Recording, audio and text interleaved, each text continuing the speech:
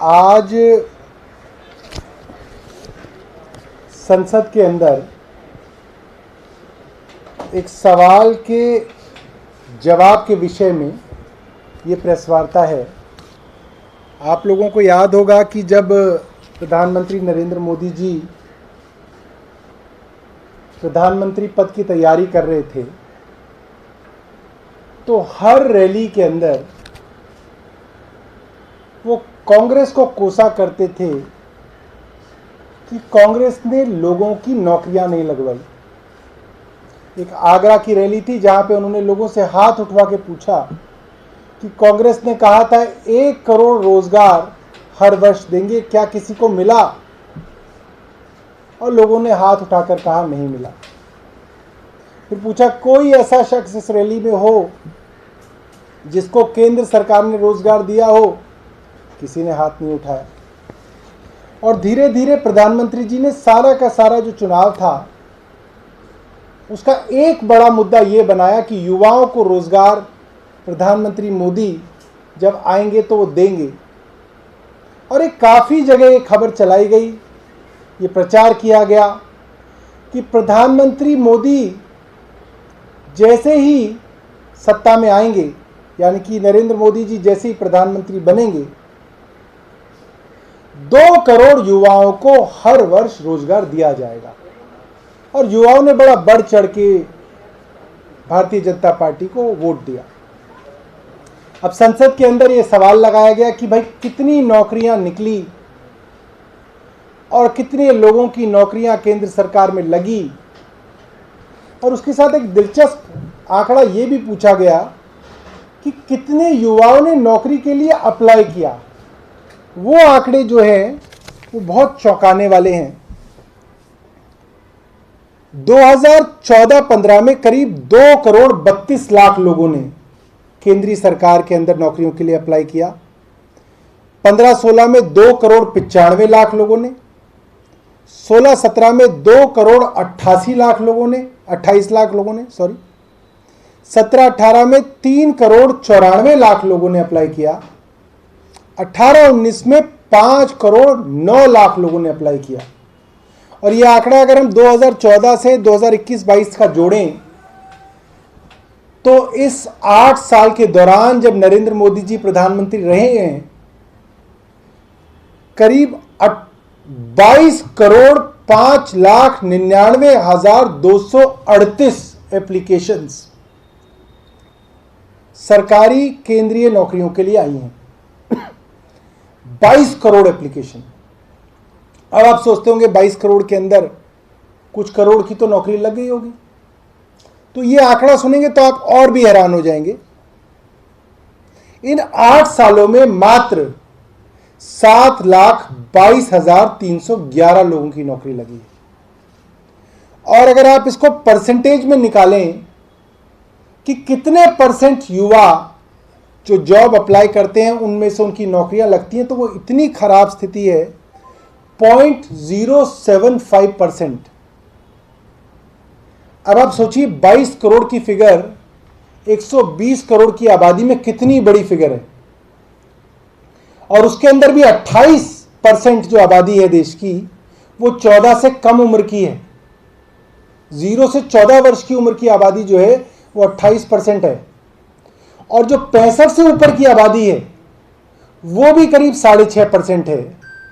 तो अगर आप इस 30% परसेंटेज को हटा दें जिनको नौकरियों की जरूरत ही नहीं है, जो नौकरी अप्लाई ही नहीं कर सकते, बल्कि मैं तो कहूंगा कि 45 से ऊपर भी कोई सरकारी नौकरी अप्लाई नहीं कर सकता, उसको भी अगर हटा दिया जाए, तो ये मात्र हम 50 करोड़ लोगों की बात कर रहे हैं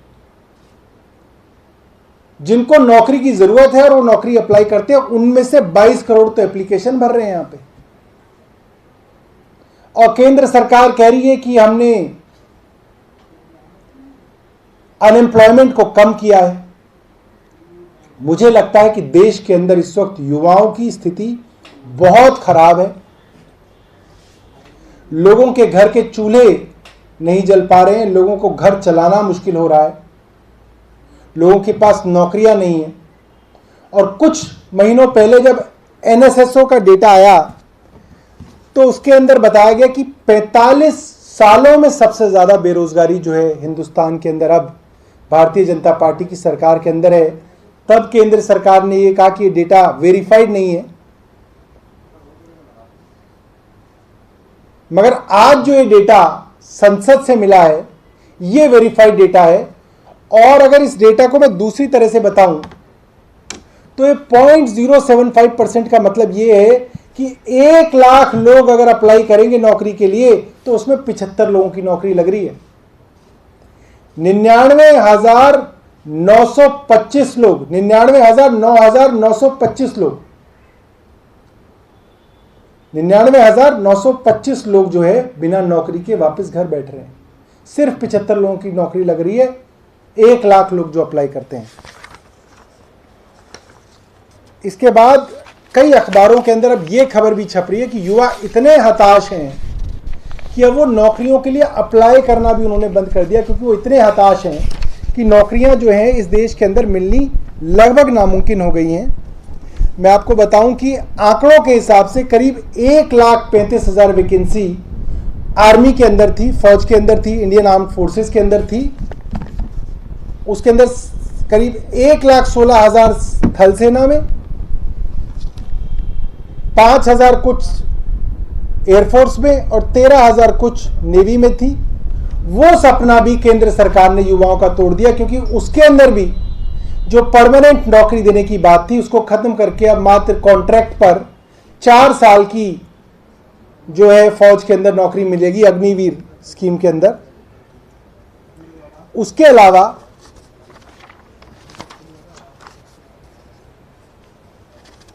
रेलवे के बारे में लिखा है, रेलवे के अंदर 8,72,000 पोजीशंस खाली हैं, मगर केंद्र सरकार की कोई दिलचस्पी नहीं है कई सालों से कि इनको भरा जाए।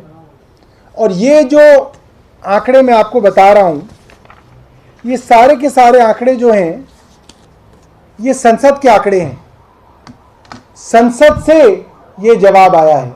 तो इस डेटा को बीजेपी ये नहीं कह सकती कि अनवेरिफाइड डेटा, ये केंद्र सरकार का ही डेटा है। और इसके ऊपर से देश में ये हालात है कि आटे पे, दूध पे, दही पर, पनीर पर सरकार ने जीएसटी लगा दिया है 5% का। और डॉलर की हालात ये है कि डॉलर अब तक हिंदुस्तान के पूरे इतिहास में सबसे कम 80 रुपए प्रति डॉलर के आंकड़े पे पहुंच गया, जो कांग्रेस के जमाने से अगर आप उसकी तुलना करें तो जब कांग्रेस की सरकार गई थी और मोदी जी प्रधानमंत्री बने थे तब करीब 63 रुपए का डॉलर हुआ करता था।